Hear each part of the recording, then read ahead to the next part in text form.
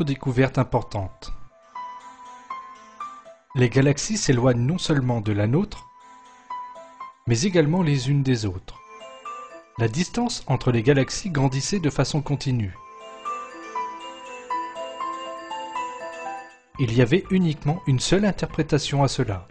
L'univers était en expansion.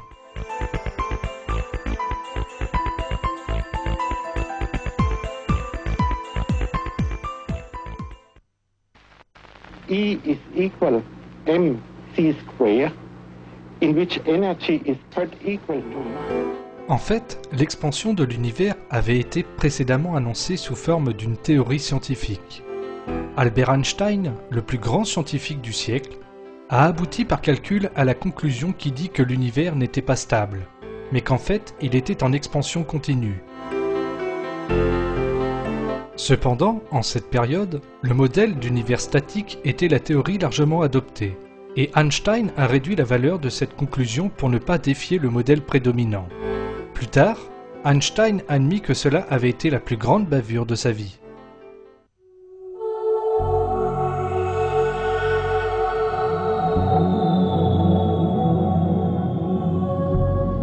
Ainsi, si nous prenons ensemble les observations de Hubble et les calculs théoriques d'Einstein sur l'expansion de l'univers, qu'est-ce que tout cela signifierait? Afin de mieux comprendre comment l'univers s'étend, nous devons essayer de schématiser l'univers en entier comme la surface d'un ballon qu'on est en train de gonfler. Sur ce ballon, nous avons dessiné un certain nombre de points équidistants. Au fur et à mesure que le ballon grandit, les points sur le ballon s'éloignent de plus en plus les uns des autres.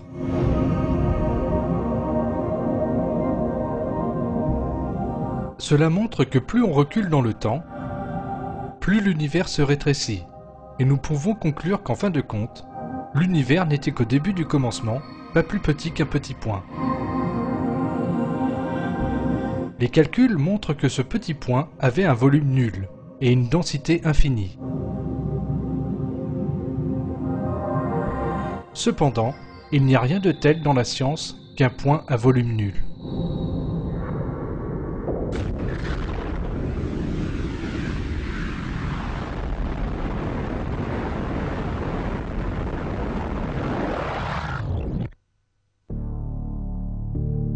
L'univers est venu à l'existence suite à l'explosion de ce point.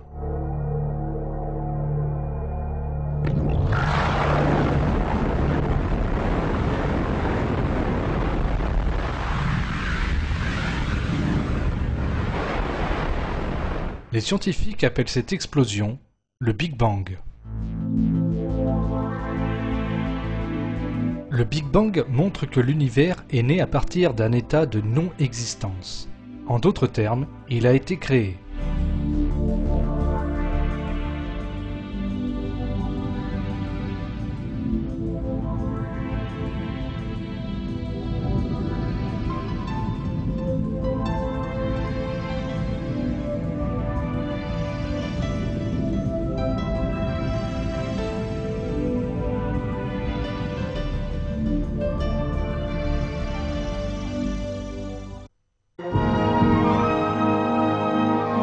Nous verrons dans la suite que ces faits scientifiques étaient exposés depuis longtemps dans le Coran.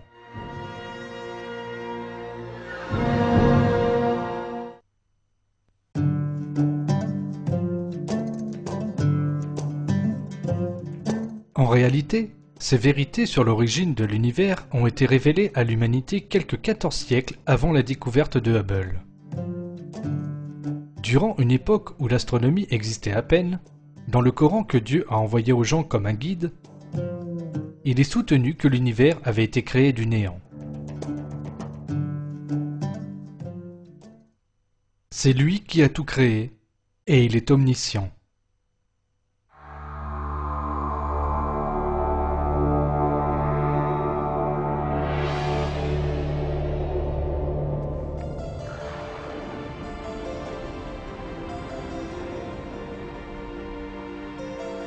Les recherches scientifiques récentes prouvent que toute la matière qui forme aujourd'hui l'univers était rassemblée dans un seul point, qui a dû se séparer plus tard. Mais cette vérité qui a été dévoilée par la théorie du Big Bang a été révélée depuis 1400 ans dans le Coran.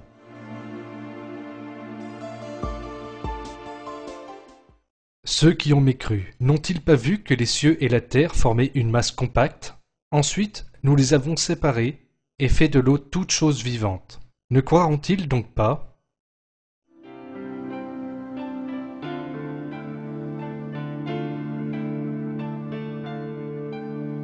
De même, des siècles avant que la science existe, le Coran a miraculeusement informé les gens sur l'expansion de l'univers. Le ciel, nous l'avons construit par notre puissance, et nous l'étendons constamment, dans l'immensité.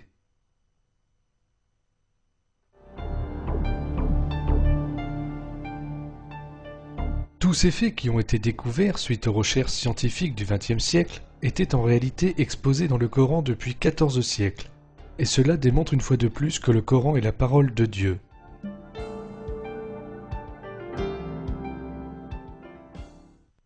Comment la théorie du Big Bang a gagné sa victoire scientifique? Comment les défenseurs de la pensée matérialiste ont subi cette défaite face à la théorie? C'est ce que nous allons voir dans la suite.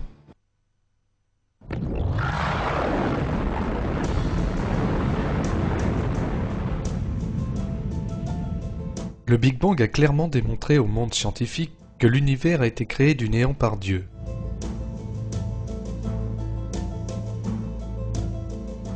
Toujours est-il que cela n'a pas empêché les matérialistes de rejeter aveuglément le Big Bang.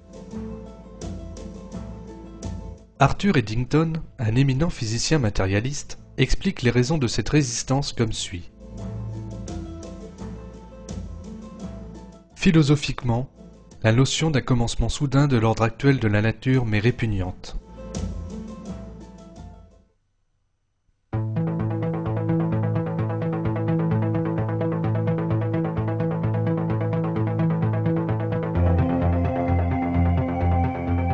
Le célèbre astronome britannique Sir Fred Hoyle est venu quant à lui avec sa propre riposte, la théorie de l'état stationnaire. Cette théorie n'est pas si différente de la théorie de l'univers statique, qui a bénéficié d'une large diffusion au XIXe siècle. La théorie de l'état stationnaire, tout comme le matérialisme du XIXe siècle, prétend que l'univers a toujours existé et qu'il possède une taille infinie. L'objectif réel de la théorie est de supporter la philosophie matérialiste, et elle est simplement l'opposé de la théorie du Big Bang, qui explique scientifiquement la création de l'univers.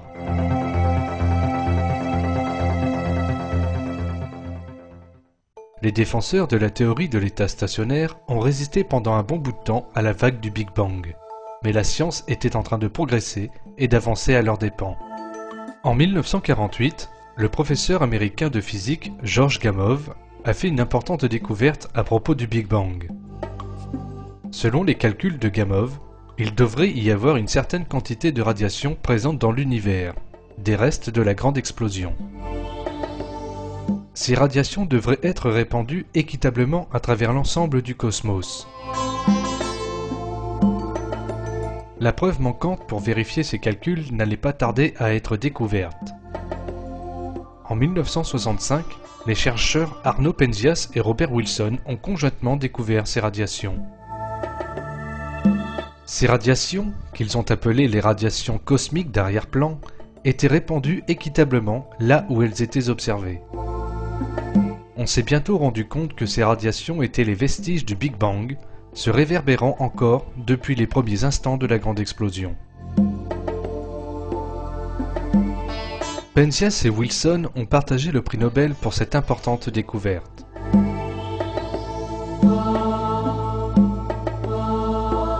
Arno Penzias a dit à propos de cet extraordinaire événement: « L'astronomie nous conduit vers un seul événement, un univers qui a été créé du néant. » 10, 9, 8, 7, 6, 5, 4, 3, 2, 1.